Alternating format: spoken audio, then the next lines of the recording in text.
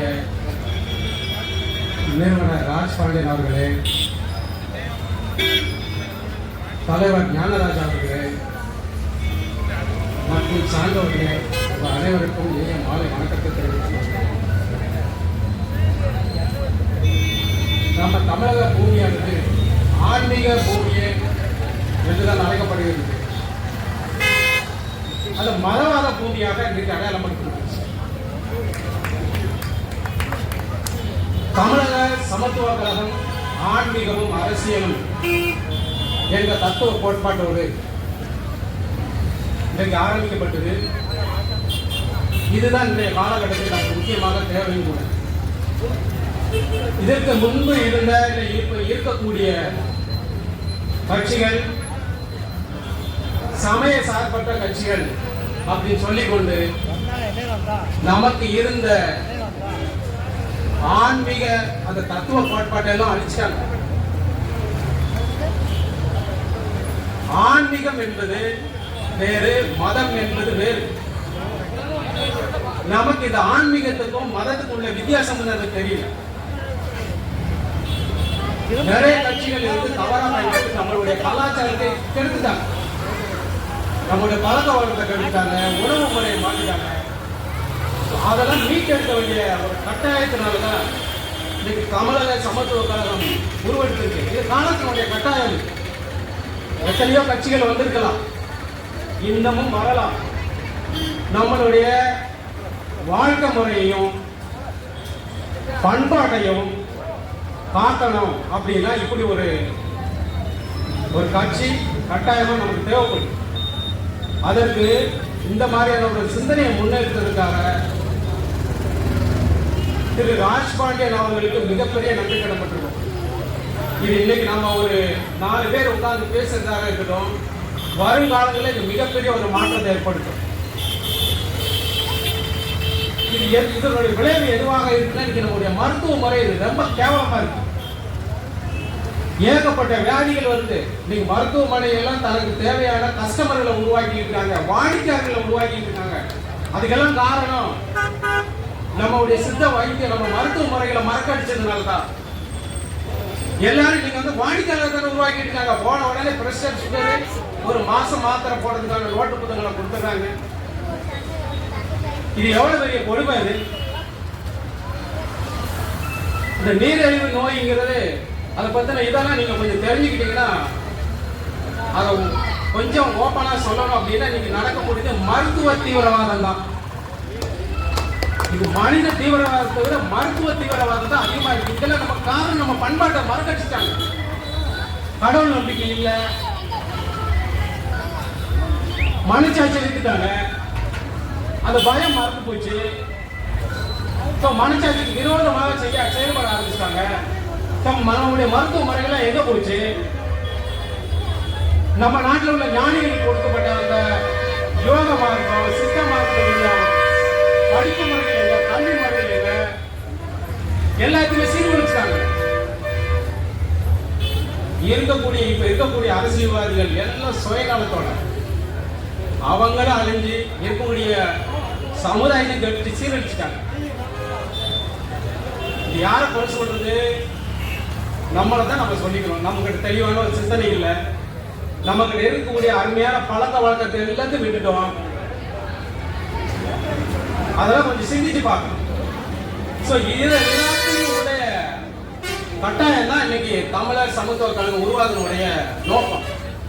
ஆன்மீகமும் அரசியலும் இந்த மாதிரி இன்னொருத்தர் வருவாங்கனால சொல்ல முடியும். மக்கள் இதுக்கு ஒரு முக்கியமான ஆதரவை கொடுங்க. உங்களுடைய வாழ்க்கை முறைகளை நல்வழிப்படுத்த நம்மளுடைய பாரம்பரிய பழக்க வழக்கங்களை மீட்டெடுக்கணும். அதெல்லாம் சொல்லணும் அப்படின்னா வைத்தறிச்சல சின்ன சின்ன விஷயங்கள்லாம் விட்டுட்டோம். ஆஸ்பத்திரியில் போய் கியூல நிற்கிறோம்,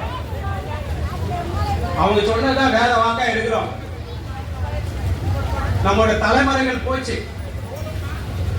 அறிவியல் வளர்ந்துருச்சுன்னா ஆயுள் கூடணும் இல்ல, அதுதானே நியாயம். நிலவுக்கு போயிட்டு அங்க போயிட்டு என்னென்னமோ கண்டுபிடிச்சு சொல்றாங்க. ஆனா மனுஷனோட ஆயுள் குறைஞ்சிக்கிட்டே இருக்கு. 60 வயசு தான மாட்டேன்றாங்களே, இது எங்க இருந்து அறிவியல் வளர்ந்துருக்கு? உயிரோட இருக்கிறதுக்கு அறிவியல் பயன்படலைன்னா இப்ப அந்த அறிவியல் எதுக்கு தான் பயன்படுது? புது புது கண்டுபிடிப்புகளும் கையிலையும் வச்சுக்கிட்டு அது எதுக்குங்க? 100 வருஷம் 120 வருஷம் வாழ்ந்தவன் 60 வயசு தாழ மாட்டோம். அப்ப இதுக்கெல்லாம் நம்மளுடைய பாரம்பரிய பழக்கவழக்கங்களை விட்டுட்டோம். இன்னைக்கு சாதாரண பெண்களுக்கு அதிகமான நோய்கள் வர காரணம் நம்மளுடைய பாரம்பரிய பழக்கவழக்கம் உணவு முறைகளை விட்டதுனால தான். அது ஒரு சாதாரண ஒரு சின்ன எடுத்துக்காட்டு சொல்றேன். நீங்க என்னைக்கு மஞ்சள் கயிறை விட்டுட்டு தங்கத்தில் தாலி போட்டீங்களோ அன்னைக்கே உங்க ஒட்டுமொத்த நோய் எதிர்ப்பு சக்தி போச்சு. இது இன்னைக்கு சொல்றாங்க. அவங்க மஞ்சள் இருந்து அதை எடுக்கிறது. நீங்க மஞ்சள் தேய்ச்சி குளிக்கிறதே விட்டுட்டீங்களே. மஞ்சள் தேய்ச்சி குளிச்சாதான் தங்கம் வந்து கருத்து போயிருமே.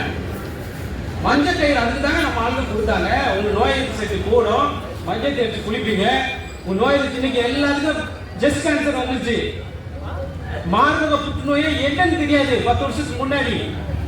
நீங்க ஊருக்கு 10 பேர் இருக்காங்க. இதெல்லாம் கொடுமை இல்லையா? இதெல்லாம் எதனால நடந்துச்சு? நம்மளுடைய பாரம்பரிய பழக்கவழக்கங்களை விட்டுட்டோம்.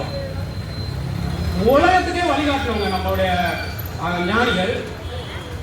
இது ஞான பூமி. இன்னைக்கு மதவாதமா மாற்றி வச்சிருக்காங்க. ஒரு பக்கம் கடவுளே இல்லைன்றான், நம்பாதன்றான். ஒரு பக்கம் நாங்க மத சார்பட்டு எல்லாத்தையும் ஆதரிக்கின்றான்.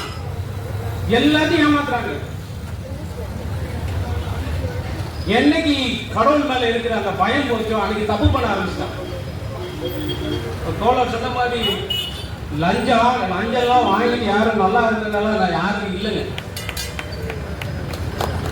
இயற்கைக்கு விரோதமா நடந்து யாரும் நல்லா இருந்ததா வாய்ப்பே இல்லை. பார்க்கறதுக்கு வேணா பெருசா தெரியலாம். பெரிய பெரிய மாளிகை கட்டியிருப்பாங்க, பேங்க் பேலன்ஸ் நிறைய வச்சிருப்பாங்க. அவங்க கிட்ட போய் பாருங்க. 50 வயசுக்கு மேல கழுத்துல ஓட்டையை போட்டுறாங்க. டயாலிசிஸ் தான், கிட்னி ஃபெயிலியர். இதுக்கு மேல என்னடா அவங்களை தண்டிக்கணும்? எல்லாம் பேசுறதா எல்லாருமே வருது. பொது மேல எங்களால பேசுறதுக்கு முடியல. எங்களால எல்லாம் நம்மளுடைய அருமையான ஒரு தத்துவ கோட்பாட்டோட தமிழக சமத்துவ கழகம் உருவாகி இருக்கிறது. இதுக்கு பல சான்றோர்கள் கூட நின்றுட்டாங்க. இது பெரிய அளவில் முன்னெடுத்து கொண்டு போய் இந்த மக்களுக்கு மிகப்பெரிய விழிப்புணர்ச்சி ஏற்படுத்தும் தான் எங்களுடைய நோக்கம். இதில் லாப நோக்கம், சம்பாதிக்கணும் அப்படிங்கிற நோக்கம்லாம் எதுவும் கிடையாது.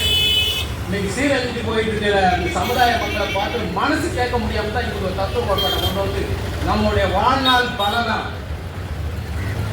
நம்ம வாழ்நாளுடைய வாழ்ந்ததுக்கான ஒரு அடையாளமா இந்த சக மனிதங்களுக்கு ஏதாவது செஞ்சுட்டு போகணும், நல்ல விஷயங்களை செஞ்சுட்டு போகணுங்கிற ஒரு நல்ல ஒரு தத்துவத்தோடு இதை ஆரம்பிச்சிருக்காங்க.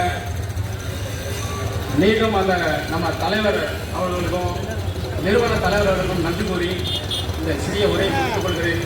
நன்றி, வணக்கம்.